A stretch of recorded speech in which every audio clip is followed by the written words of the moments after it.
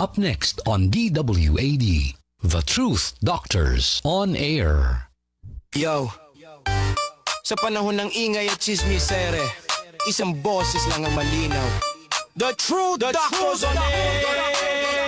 Balita'y sinasala, hindi basta inuulit. Sa dami ng kwento, facts lang ang pinipilit. Mabilis ang headline, pero kami maingad. Bawat detalye sinusuri, nililinaw agad. Hindi hype, hindi fake, walang paandar. Katotohanan ng gamot, diretsong standard. Kung gusto mo ng linaw sa gitna ng gulo, dito ka makinig, kami ang resibo. The Truth on Air, balitang totoo, malinaw at fair. Kung we uncover the truth behind the news. Walang bias, walang kulay, facts lang ang rules. Walang palabas, walang kinikilingan. Bukas ang usapan, may paninindigan. Sa isyu mainit, sa balitang bago. Inaalam ang totoo, hindi chismis, hindi haka-haka lang to. Hold the Truth on Air, balitang totoo, malinaw at fair. Kung we uncover the truth behind the news. Walang bias, walang kulay, facts lang ang rules. Walang palabas, walang kinikilingan. Gusto na balitang may paninindigan. Makinig, makaalam, maging mulat na Truth on Air. We uncover the truth behind the news.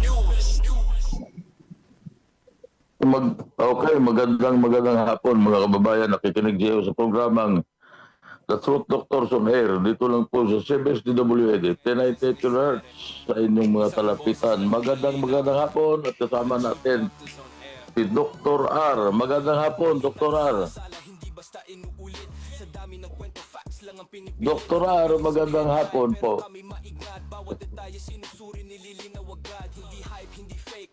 Oh, wala pa si Dr. R. Oh, Dr. R, magandang hapon. Okay. Ay, siguro, hindi pa tayo narinig ni Dr. R. Magandang hapon po. At ngayon, tuloy-tuloy lang.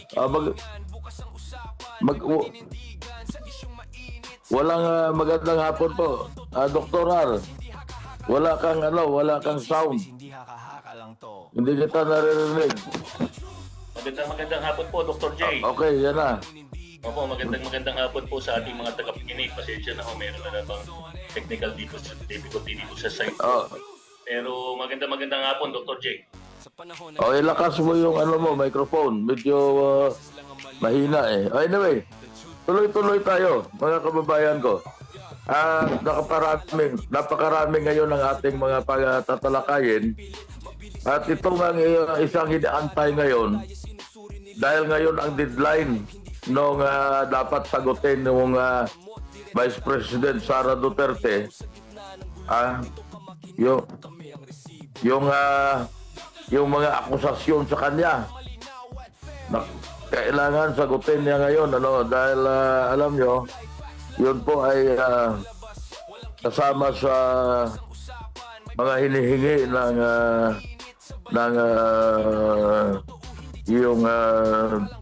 Committee on Justice doon po sa PAN. Nagpipishing expedition kasi itong wala silang masyadong ebidensya laban kay VP Sara, at ngayon nanghihingi sila, ano masasabi mo doon, Dr. R? Dumadami, Dr. J, ang mangingisda sa Kongreso, no? Kasi nabasa ko nga, mahilig sila nga mangisda ngayon, nangangawil sila. Nangangawil po sila ng kung ano-anong ebidensya na maipupukol sa mahal na Vice Presidente, Sara Duterte. Dr. J, ito na naman, balik na naman tayo, linggo-linggo na lang, napapagod na ako eh. Wala na ba talaga tayong mapagtuunan ng pansin na mas mahalaga kaysa dyan sa impeachment ng Vice Presidente, Yun, dyan nakatutok itong ating mga mambabatas eh. Yung sa dami ng problema natin, itong pagtaas ng presyo ng bilihin, pagtaas ng presyo ng gasolina, ng crudo, ay ang pinutuunan ng pansin ay yung pamumulitika, yung 2028 ang tinitingnan nila. Masyado silang forward looking yung kanilang ginagawa ngayon. Kahit itong ating pamahalaan sa ngayon, yung pagbibigay ng 5,000 pesos diyan sa mga driver, makakatulong yan kahit papaano.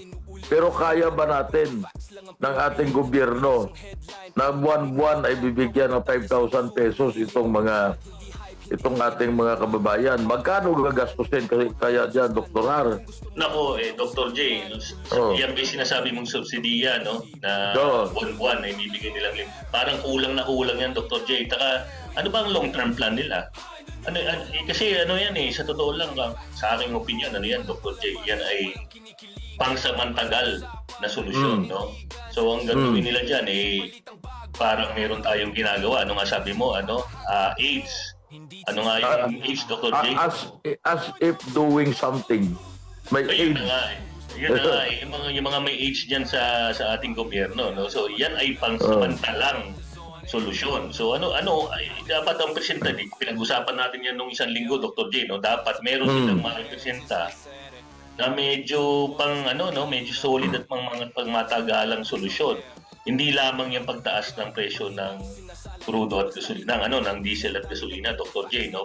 Sa ating mga OFW, di ba? Dati tinalakay din yan noong Biyernes. Kasi ang problema diyan, kapag binigay mo yan ngayon, makakatulong yan kahit paano. Pero hanggang hindi natin alam kung hanggang kailan ang gira diyan sa Middle East. Kung kaya ba yan ay tustusan ng ating pamahalaan na yung 5,000 na yan, ang buwan-buwan, ibibigay mo doon sa mga, kahit ata yung mga driver sa Grab ata yan, basta lahat ng nasa transport. Kaya bang nating tustusan yan? Mas maganda siguro, ibaba nila yung, alisin nila muna yung mga taxes na nakakabit dyan sa ating mga fuel na yan. Isa yung subsidy. Kasi yung taxes na aalisin ay mawawala ng papasok sa kaban ng bayan, pero hindi naman yan lalabas na. So palagay ko ang the best option is alisin nila yung muna pansamantala yung excise tax at yung value added tax, Dr. Har.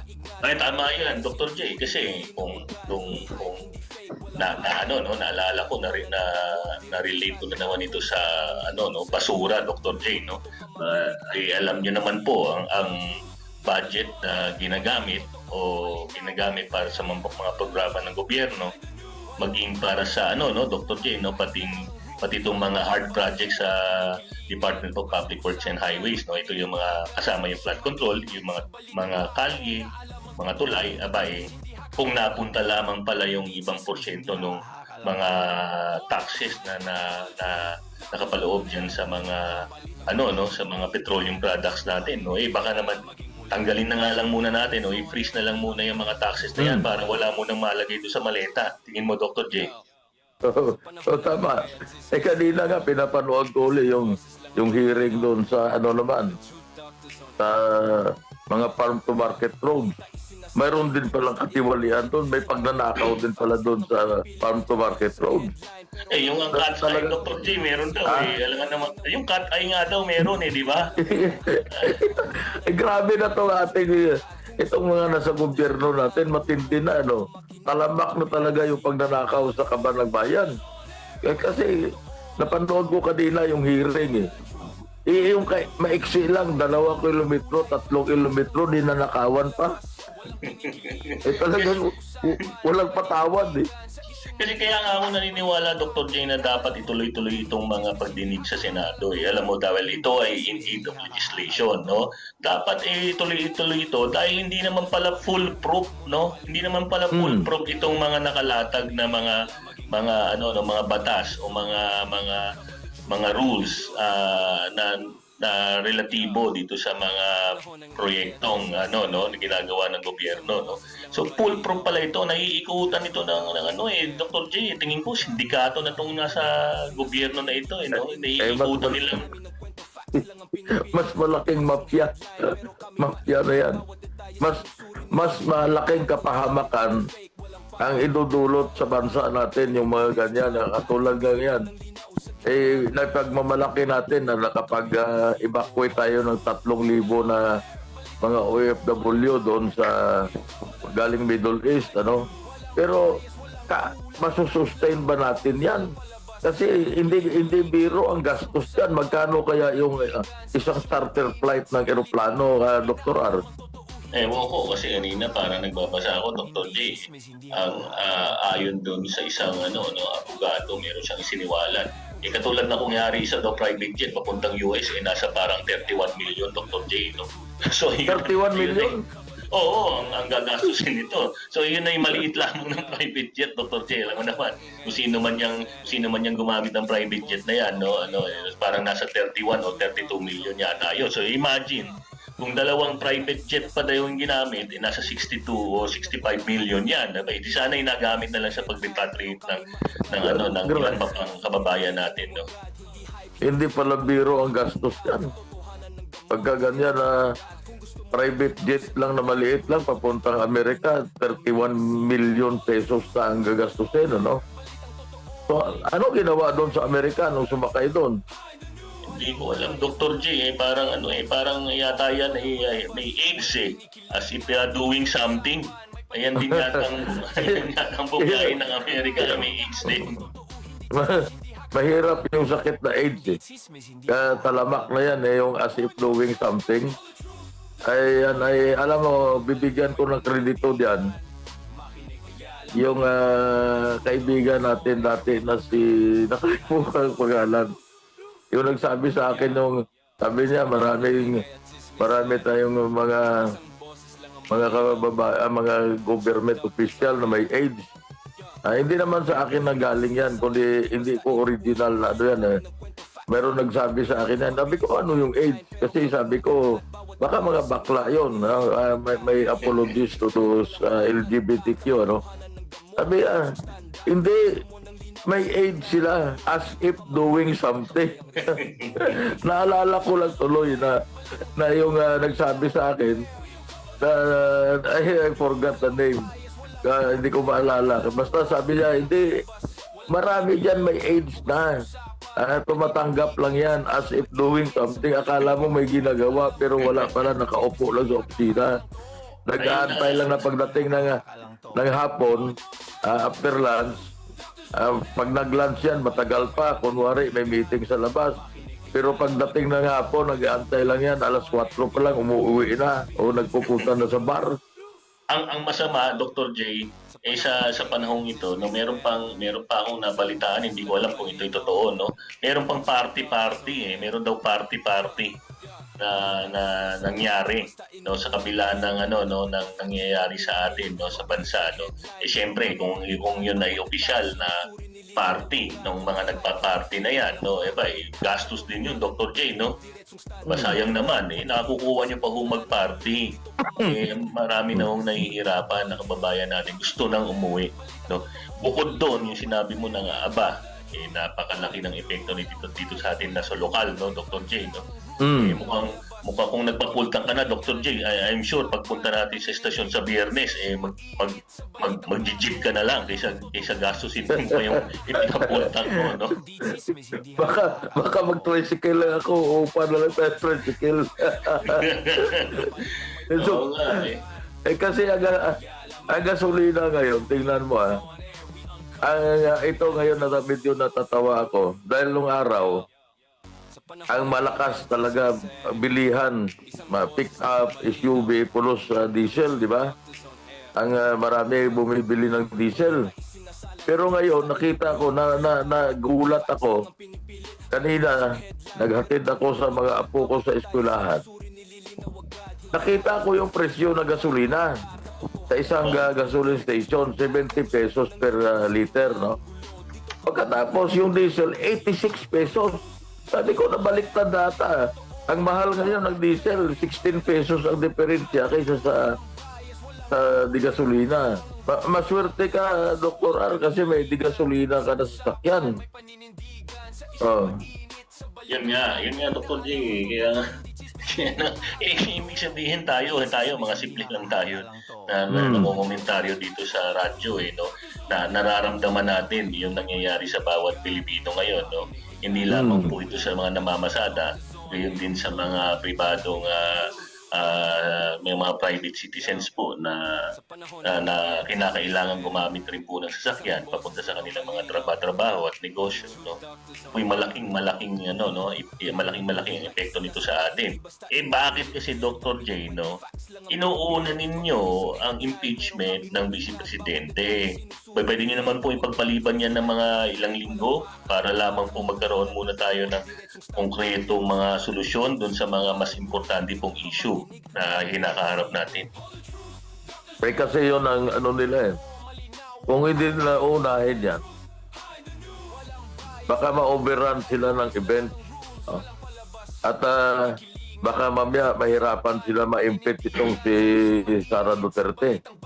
Kasi ang marami diyan na kasama doon sa bumubuto na gusto nila ma-impeach, di umano ay tumanggap doon sa listahan ng mga sundalo o mga ex-soldiers na siniwalat nila sa kanilang affidavit yung pag-deliver ng mali-malitang pera sa may mga pangalan doon eh. At yung iba diyan kasama diyan sa Justice Committee. Kaya siguro gano'n na lang ang focus nila diyan na talagang nanginginig na mga tumbong nila na baka maging presidente itong si Sara Duterte sa 2028. Gusto na nila matanggal ngayon eh. So isa sa paraan yan na kaya talagang nakapokus sila dyan instead na mag-focus sila doon sa ating nararanasan ngayon na hirap ng ating mga kababayan doon sa Middle East. Yun po ang dahilan dyan, Dr. R. Ay nako, tunay yan, Dr. J, no?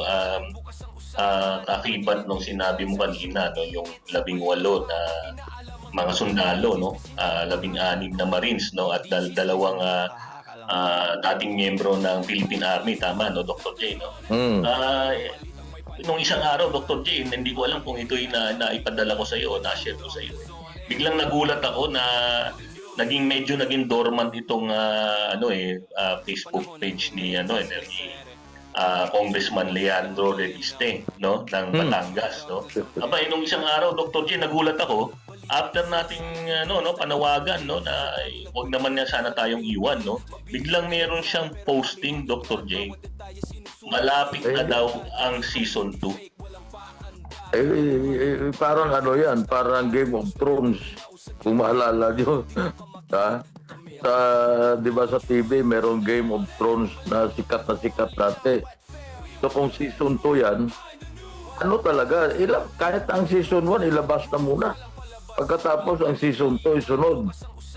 So kaya lang ako nagdududa sa kay Leandro.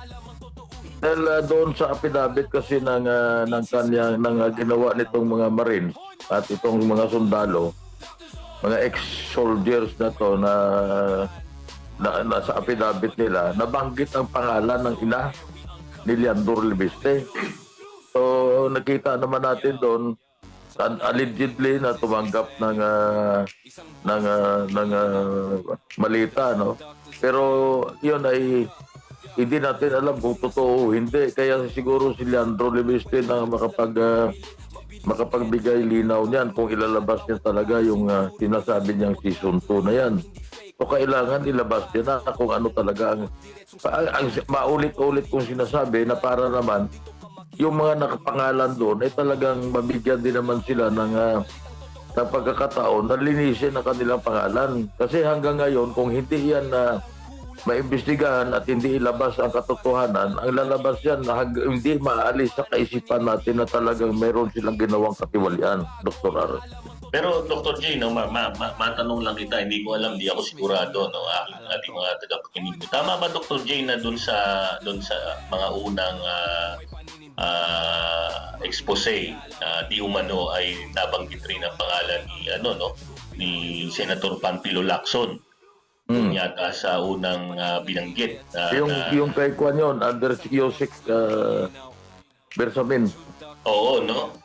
Dr. J, dito sa mga sundalo, nabanggit rin ba si Senator Lacson? Parang hindi. Parang wala, hindi ko nakita ang pangalan niya. O sa dito wala siya, no? Yung kinonfirm ni Toby Tiangco, ni Congressman Tiangco, doon sa Kayusik Bersamen, yung kasama ang pangalan ni Senator Lacson at saka ni Senator Soto. Doon sa Kayusik Bersamen na affidavit. Okay, masalamat sa pagpapaliwanag, Dr. J. Yan ang yung programa natin, no? Lagi natin gusto lang isiwalat ang ng katotohanan, no? So hindi siya nabanggit dito sa affidavit. Hindi ko nakita eh. Hindi ko nakita doon sa kwan. Ngayon, ang isa diyan na natatawa tayo, Dr. R. Kasi parang lumalabas ngayon na itong mga sundalo pa ang may kasalanan kung bakit sila nag-deliver ng mali-malitang pera. Sila pang iniimbestigahan ngayon, di ba? Nahalata mo, Dr. R? Yun nga eh. Ang hindi kasi maganda dito. No, like, lumabas po ito at nagbigay ng testimonya, no? Sila po'y nanumpa sa harap ng isang notaryo, no? Ito'y kanilang pinirmahan. Ito rin naman po yung kinumpirma ng notary public na ipinatawag di umano sa NBI, no, Dr. J, no? Bakit hindi nyo pa po ito na isasalang? Binibira nyo na po na binibira ang kanilang kredibilidad. At para pong ang insinuation ay sila po ay manipulated dahil sa pera or economic reasons. Hindi pa naman nyo po ito sinasalang. Kaya nga po, mga 2 linggo na po kami nananawagan dito po sa Doctors on Air, na sana po pagbigyan po ng Blue Ribbon Committee Chair sa katauhan po ni Senator Lacson na isalang po natin ito para po malaman natin kung ang katotohanan sa likod po ng kanilang sinumpaang salaysay. Kaya nakikita ko na kung yan ay kung sakaling imbestigahan, itatanong diyan nila Senator Tulfo. Sino ba yung Tulfo niyan? Erwin ba yan? Yung parang andun ang pangalan. Siya nga, nandun siya. Yan. Ang unang tatanungin yan alam mo yung mga style ng Tulfo sabihin, ba't kayo nag-deliver? Ba't kayo ang nag-deliver? Yung mga ganong tanong na alam mo walang katuturan, alam naman natin na inutusan sila ni Saldico sang-ayon dun sa kanilang affidavit. Pero tanong din na ba't kayo pumayag na kayo mag-deliver? Di ba? Mga kaganon, Dr. R. Kaya matatawa ka dyan meron kaya silang choice na sila mag-deliver o hindi. Kasi ang pagkakaalam ko sila ay nagtatrabaho sa ilalim ni dating Congressman Saldico, no? Na ngayon ay hindi nila makita-kita, Dr. J, kung nasaan talaga, no? Ang sinasabi nila ay nakikipagtulungan na sila sa Interpol, pero hanggang ngayon walang nangyayari, no? Nung panahon ng dating Pangulong Rodrigo Duterte, mabilis ang aksyon ng Interpol, no? Pero ngayon parang hindi nila malocate si dating Congressman Saldico. Kaya medyo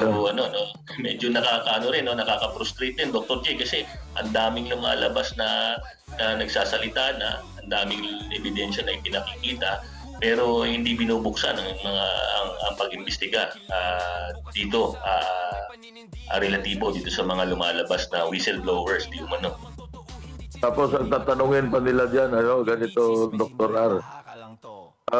Hindi kayo napartihan siguro kaya kayo nag-squid. Kaya kayo gumawa ng affidavit. Kasi ganyan ang pag may krimen na nangyari, katulad ng mga hold-upan, di ba? Lahat ng may parte, naghatian, tapos nagkaunsihan, ganyan ng mga... pero Dr. J, natatawa lang tayo, pero hindi biro itong ginawa nitong 18 sundalong to, ha? Hindi biro po ito, no? I'm sure alam na po ng kanilang mga detractors kung sino-sino ang miyembro ng kanya-kanyang mga pamilya, no?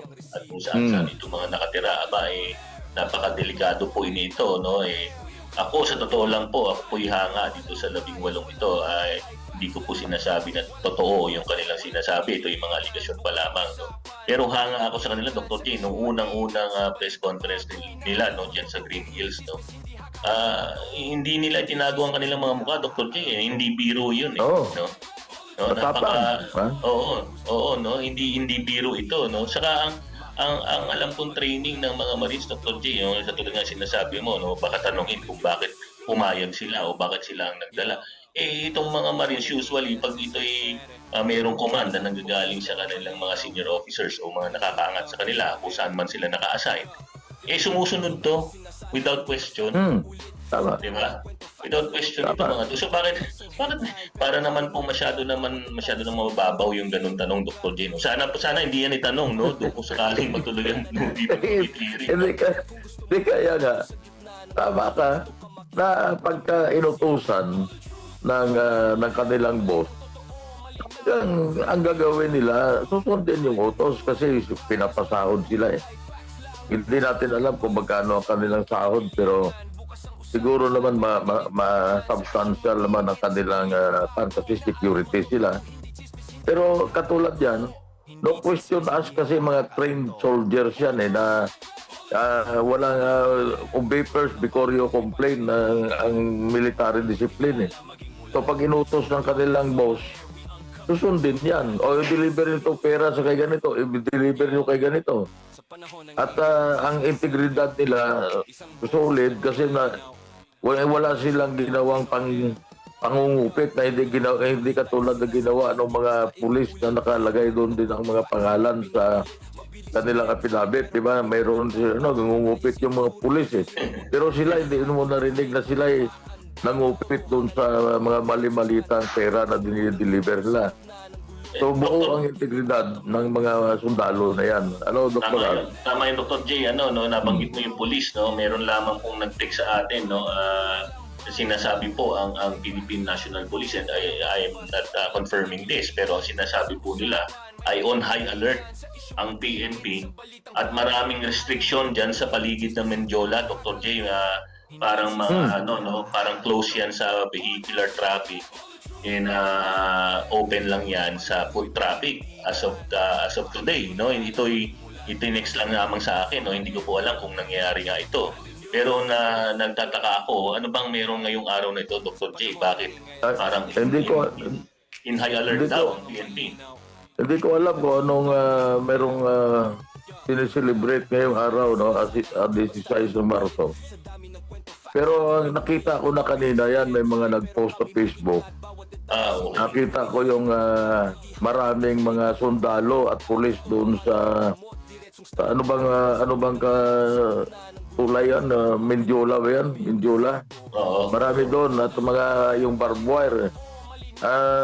Dr. J, hindi yan barbed wire, ha? Ano daw yan? Parang razor blade wires razor wire, no? Iba yan, no? Talagang hiwa ka dyan. Pag pumunta ka dyan, hiwa-hiwa mga ugat mo dyan.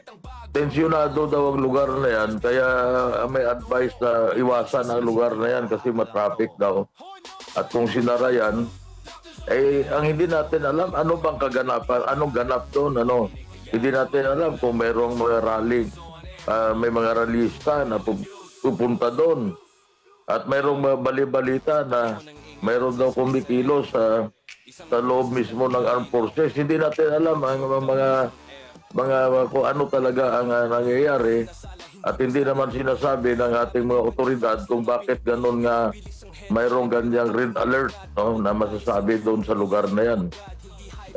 Abangan na lang natin. Ha? Yun nga, Dr. J, nabasa ko naman parang parang composed of 41 personalities. Itong ewan ko kung nag-oorganisa ng sinasabi na pag-aalsa. Ito po'y haka-haka pa lamang po base sa mga aming nababasa po, no?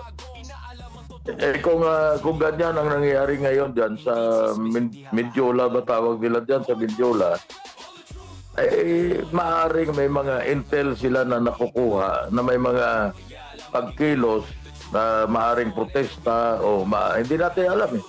Kasi tayo wala naman tayong nakukuha na sasagap. Nakita ko lang kanina yung may nag-post doon sa isang kaibigan ko sa FB na kinuna ng litrato yung may mga pulis doon, may military na may mga doon beyond that yung sinasabi mong razor wire ba yun? Razor barbed wire. So. Razor barbed wire.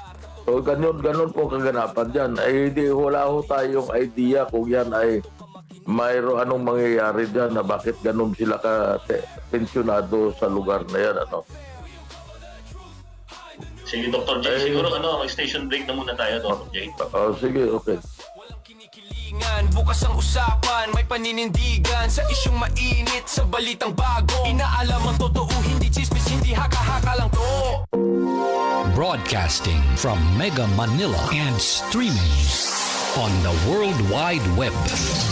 We are Crusaders Broadcasting System, DWAD.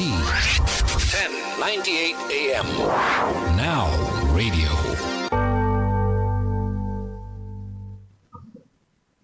Ang oras po alas 2:30 ng hapon at nakikinig kayo sa programang The Truth Doctors on Air. Dito lang po sa CBS DWAD. 1098 kHz sa ating mga talapitan. Doktor? Dr. J, siguro wala naman itong connection doon sa doon sa deadline na kanilang ipinapataw sa sa Vice Presidente Sara Duterte na sumagot doon sa kanilang sulat o sampina ba yun, Dr. J? Hindi ko alam.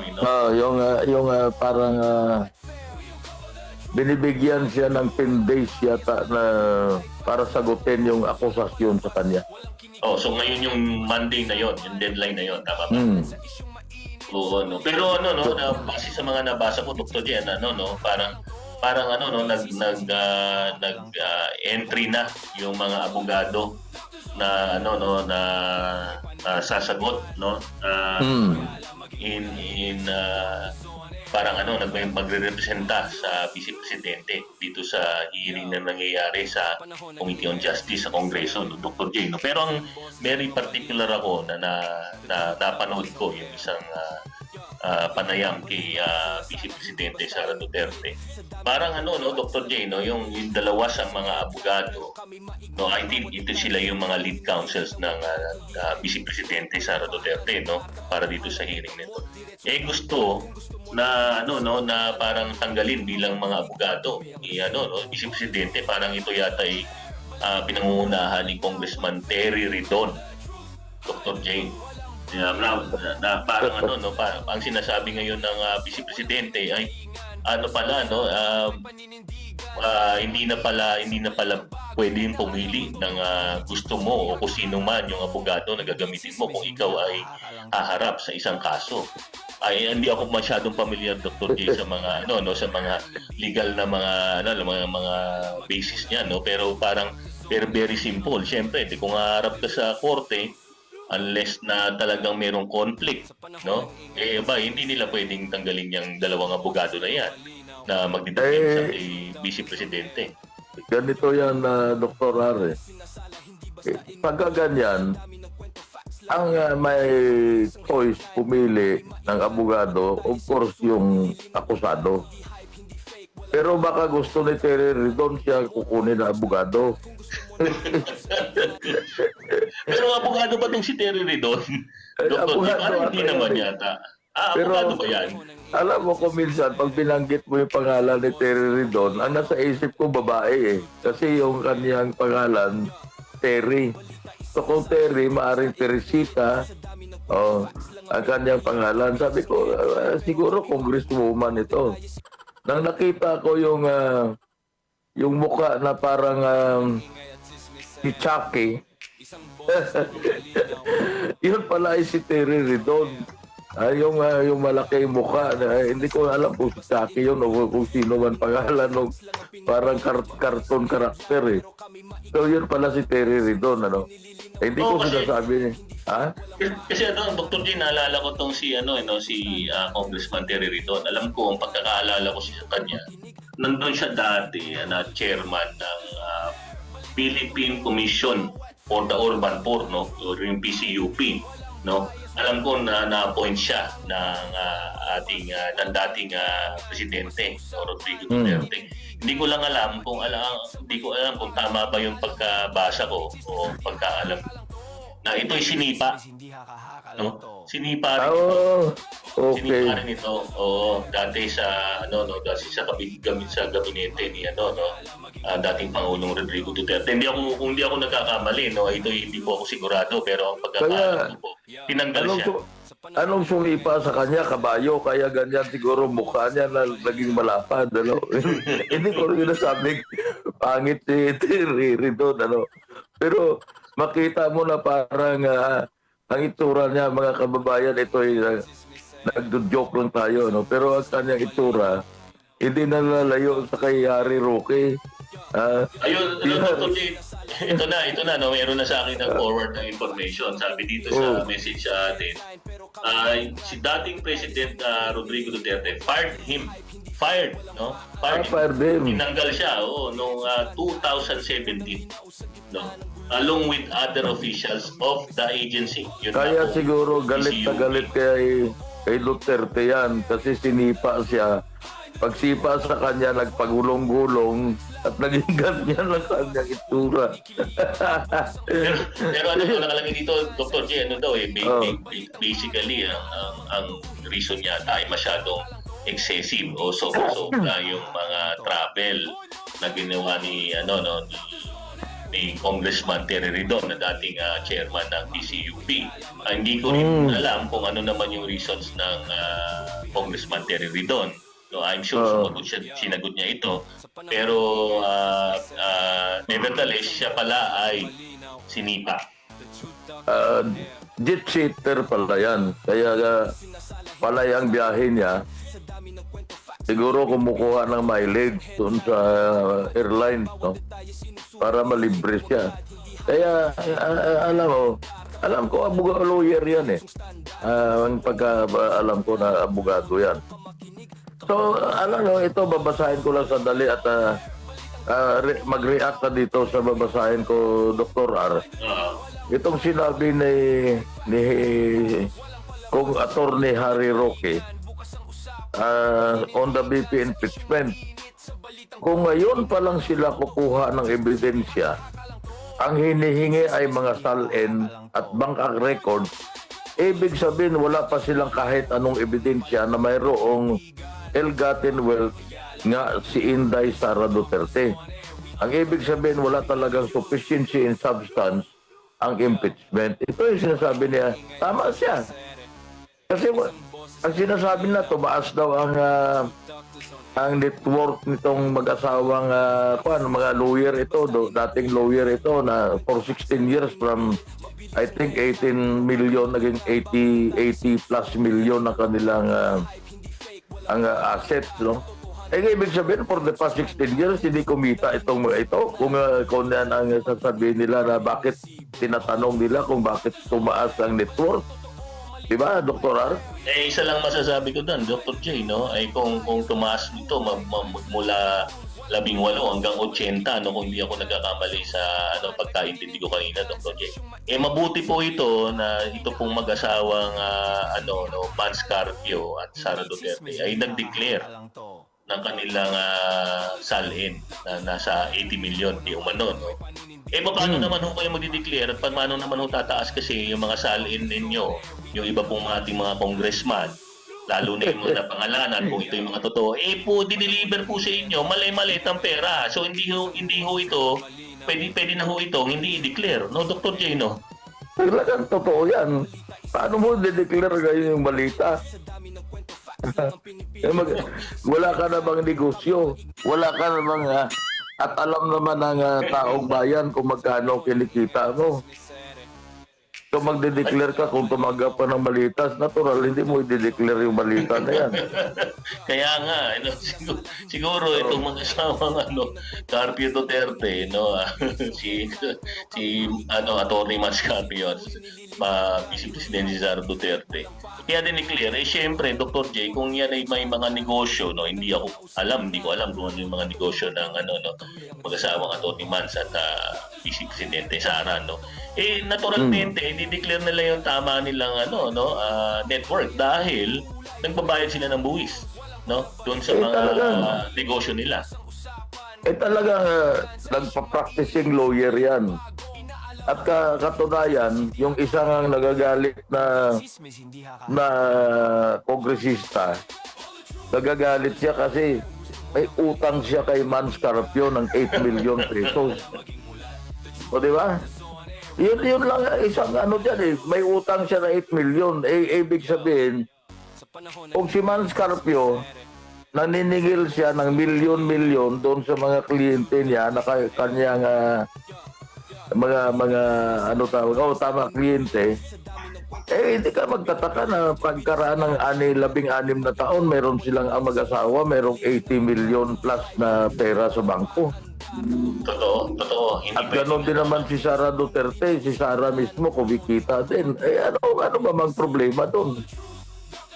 At para mahanapan nila ng... Importante din, Dr. J, na ideklara. Kasi paano mo idideklara yung maleta? At kung ikaw naman, hindi ka magdideklara palagay ko kung mayroong katiwalian ka. Dahil yung nakukuha mo sa katiwalian, hindi mo talaga idideklara yan. No. Totoo yan. Baka nakasako-sako lang yan sa tabi ng hagdan ng bahay. Tingnan mo yung ibang kongresista dyan na nadelibera ng malita. Tingnan mo kung anong salin yan. Mayroon pa nga dyan siguro, hindi nagbabayad ng tax. Totoo. Alam ko, may isang senador parang nareklamo na hindi nagbabayad ng tax eh. Kung hindi ako nagkakamali. Baka mga tax evader pa yan.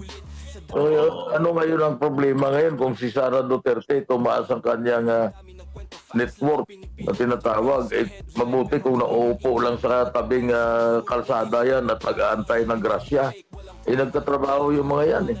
Ayun na nga ang problema, Dr. J. Boomerang lang yan sa kanila. Babalik lang din kasi napangalanan kayo dun sa sa distribution ng di umano ng basura sa maleta. No? Tapos yung salin nyo, kapayat naman ng itinaas. Dapat po, para na lang hindi na-question siguro yung mga basura na na-deliver sa inyo. Binilang nyo na isa-isa at sinama nyo na sa declaration na salin ninyo. Yan dapat isinama nila yan. Well, pero noon pa lang huli na sila eh. Pag sinama mo yung isang malita, huli ka na, saan galing yan? Sa baha. Sa baha. Yan ang problema natin dyan. Pero Dr. J, mabalik lang ako, no? Yung sinasabi mo, no, na nag-fishing expedition pa lamang sila ng mga ebidensya. Hindi kaya sila mate-technical na naman yan, no? Na baka mamaya masoplak na naman yung kanilang ginagawang pagdinig ng impeachment laban sa Vice Presidente. No? Hindi ko alam, Dr. J, kung wala akong alam niya masyado sa legal. Baka mamaya ganito yan, technicality. Ganito yan. Alam naman na kung inakusahan ka. Kunwari, inakusahan ka na mayroon kang binaril. Di ba, kakasuhan ka ngayon ng murder. Alam nga naman na ikaw mismo magbibigay ng ebidensya. Ito yung baril na ginamit ko, ito yung bala, ito yung ganito ginawa ko, ikaw pa magbibigay ng ebidensya. Ang akusado, natural ang kanyang depensa ang ibibigay niya. Ito hindi ako bumaril yan, ganito, nandun ako sa ganitong oras na yan. So, iyan ngayon ay fishing expedition. Nga, gusto nila manggaling sa akusado na si Sara Duterte ang ebidensya, salin, yung bank record, sa kay Sara para patunayan na wala siyang ginawang katiwalian. So, the burden of proof, pag sinasabi na sa legal, hindi, I'm not a lawyer, pero common sense, the burden of proof, you usually comes from the accuser. Kung sino nag-aakusa, kailangan ikaw may ebidensya ka. Hindi yung akusado magbibigay ng ebidensya. Ang akusado, alibay ang kanyang ibibigay, hindi ebidensya. Dr. J, mabanggit ko lamang. Kasi iniisip ko, ano ba yung 805 billion versus 150 million? Kaya nga. Pinagkit ko na mabilisan, Dr. J. Alam mo ba, ang sabi dito, ang 805 billion is 536,666.67% O 150 million. Oh. Walang niya. Bakit hindi nyo imbestigahan yung mas malaking aligasyon ng korupsyon na sa Kaya nga. kapangalanan sa inyong mga kabaro? Natatawa ako. Meron akong natunghayan dito sa binabasa ko. At ito'y, alam nyo, napag-usapan natin yung work from home, di ba?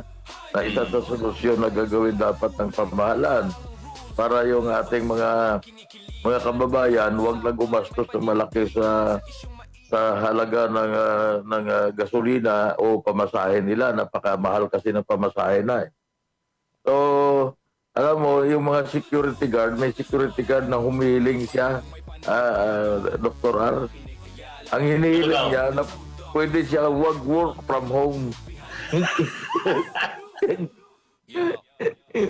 Yung security guard, sabi niya, humiling siya na work from home lang siya. Kasi nauso work from home eh. So kung sikyo kayo na mga security guard, sabihin nyo sa mga amo nyo, boss, pwede kami ba work from home?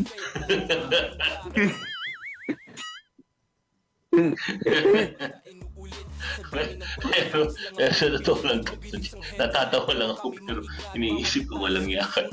Mga magnanakaw kayo, 805 billion, kung totoo yan, no? Sinabi ko na last week, Dr. J, no? Hindi lamang yan ikukulong dapat yan mga yan. Ipako muna sa krus bago ikulong. Ay, baka magmahal ang pako.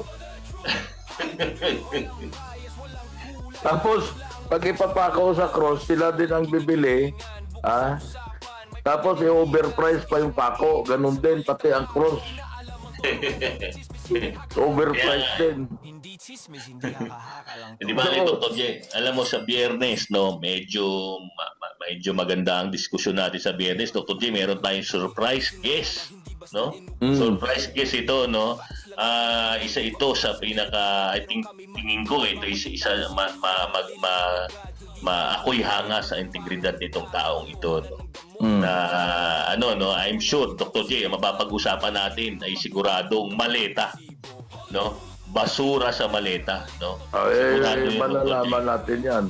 Pati yung mga kanyang insights kung ano ang sa darating na 2028, malalaman natin kasi itong paggaganyan ng mga batika ng mga politiko at matagal na. Sinabi mo na, politiko pala ito.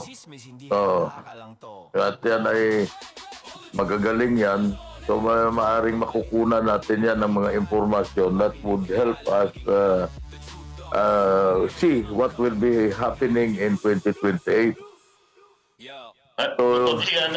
Mind you, tinanong ako ngayon sa message, ito ho ba kaalyado na naman ni Vice Presidente? So, ako, hindi po ito kaalyado ni Vice Presidente. Kami ho dito ay balanse, no? Gusto po namin marinig ang kanya-kanyang bani, kaya po ang bisita namin sa Biyernes ay hindi po kaalyado ni Vice Presidente Sara Duterte. Tama. Hindi siya kaalyado, pero matinong tao, matinong kanyan. Kasi ang sa kanya patas ang kanyang tingin diyan eh. So alam niyo, mayroon pa akong nakita ngayon na isang post din. Galing naman ito sa mga tanggiro, pare. Sabi niya, huwag nyo kaming takutin sa presyo ng gasolina na tag 100 pesos ang isang litro. Bumibili kami ng long neck na tag 150, pero iniihi lang namin yan. Iniihi lang nila. Hindi sila natatakot sa 100 pesos na presyo ng gasolina. Yung long neck 150, tapos inumin nila, iihi lang. Hindi naman nagagamit. Di ba? Totoo yan. Mas mahal yung long neck kaysa sa 1 litrong diesel. Kaya itong marami ka makukuha ngayon ng mga memes na matatawa ka. Kasi dinadaan lang natin ito sa tawa. Kasi kung magiging masyado tayo seryoso, maging tensyonado lang lahat nating kababayan, Those are the things na wala tayong control, Dr. R. Yung katulad ng presyo na yan ng gasolina o ng crudo. Ano bang control natin yan?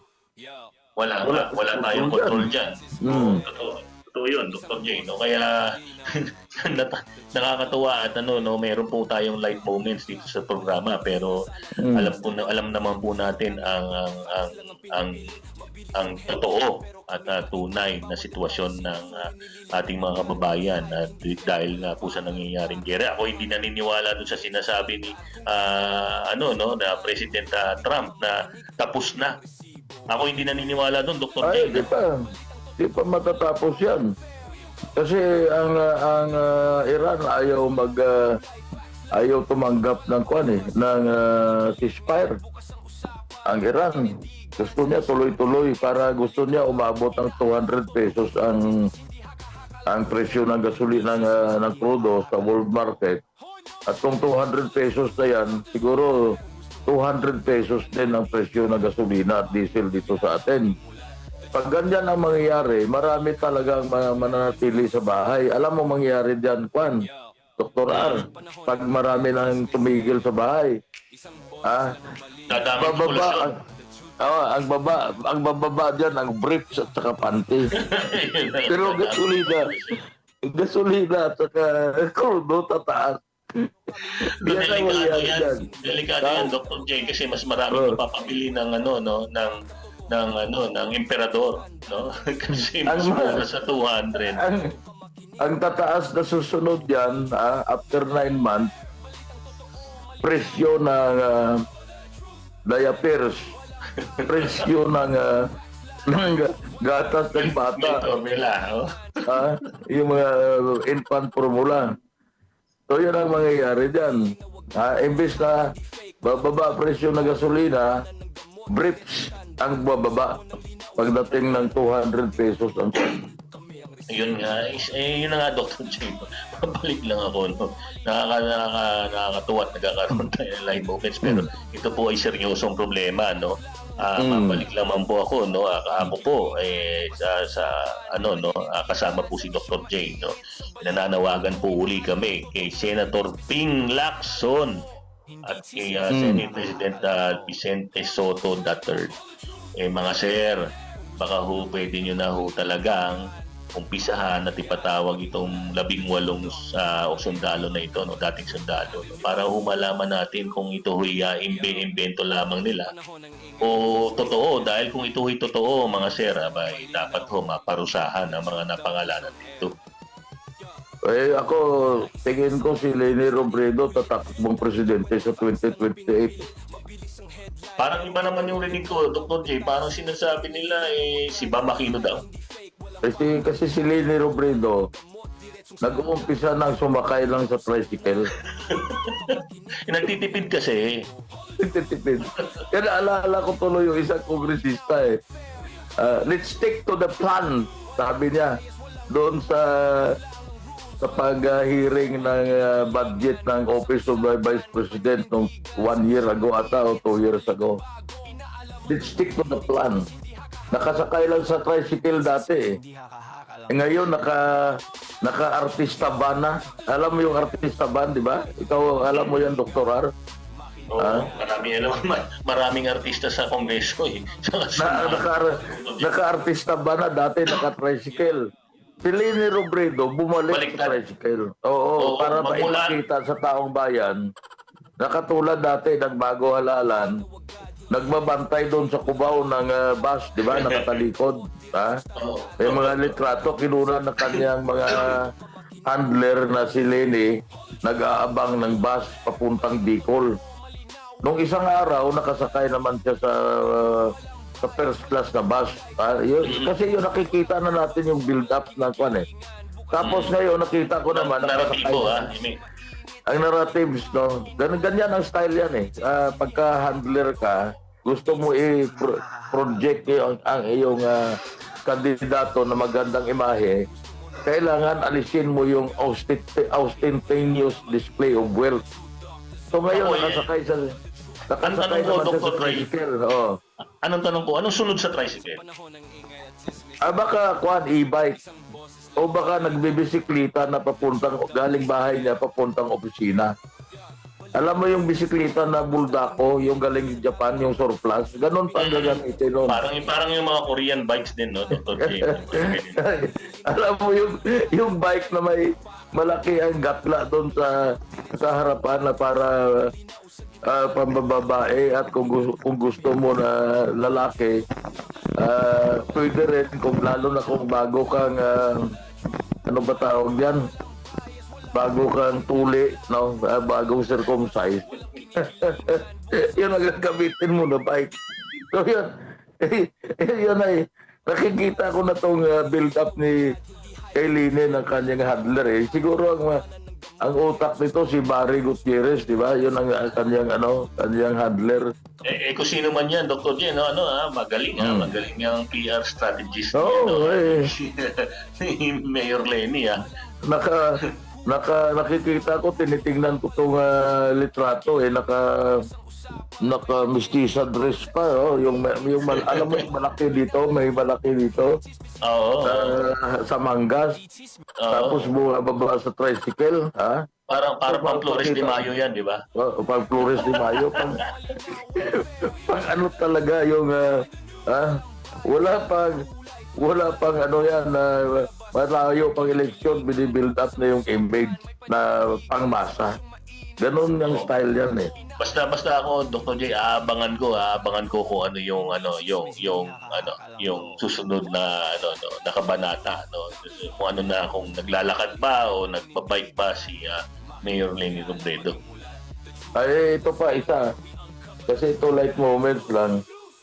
Itong naiwala ka ba dito sa kay Senator Lacson, na binalikan niya si Marcoleta, ha? Sa pahayag ni Senator Lacson na sinasabi niya na siya ay nung wala pa kayo rito, ibig sabihin kay Marcoleta, wala pa sa Congress, matagal na akong lumalaban sa korupsyon. Nako, yun na, muntik na kitang unahan, Dr. J. Sabihin mo sana. Naniniwala ka ba dito? Hindi ako naniniwala doon, Dr. J. Ikaw, alam mo, Senator Ping, kung kayo po ay lumalaban sa korupsyon, buksan niyo uli yung investigasyon diyan sa sinabi ng 18 mga dating sundalo na naglahad ng kanilang nalalaman tungkol sa pag-deliver ng mali-malita. Wala naman pangalan mo doon eh. At kami naman naniniwala sa iyo na matagal ka nang lumalaban sa korupsyon, pero alam niyo ho, lip service lang yan eh. Gawin ninyo po. Gawin ninyo. Kung talagang lumalaban kayo sa korupsyon, nabuksan niyo uli yung Blue Ribbon Committee. Kung hindi niyo kayang mag-imbestiga, mag-resign kayo, Senator Lacson. Tama. Ibigay mo sa iba. Yun na nga, Dr. J, sana man lang mapakita nilang ni Senator Lacson na hindi siya impartial. Yun man lang sana ang makita natin. Kaya lamang, hindi niyo pa nga ho inaisasalang. Hinahanapan niya na ho ng kredibilidad o to ba ang credibility nitong mga to. Aba sir, wala ho tayong mararating kung ganyan. Tandaan niyo po, tanda po ito ng mga Pilipino. Pag ito hindi naisalang na ko, sir, hindi na ho lalo tayo maniniwala na matagal na ho kayong lumalaban sa korupsyon. Yun ang tanong dyan eh. Kung ikaw ay magsasabi na matagal kang lumalaban sa korupsyon, show it, ipakita mo. At hindi lang po puro salita ang inyong gagawin, Dahil kung puro lang salita, walang maniniwala po sa inyo. Dr. Ar? Oo, Dr. J. Dr. J, mukhang wala na tayo. Magpapaalam na tayo. Paalam na tayo. Oo, maraming salamat po sa ating mga tagapakinig.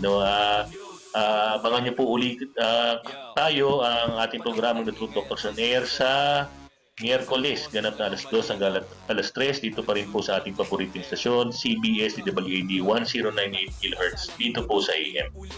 At kami magpapaalam na ito pong yung likod, Jake Ortiz, Dr. J sa programang The Truth Doctors on Air. Dito lang po sa CBS DWAD 1098 kHz sa inyong mga talapitan. Magandang hapon at maraming salamat po sa inyong pakikinig.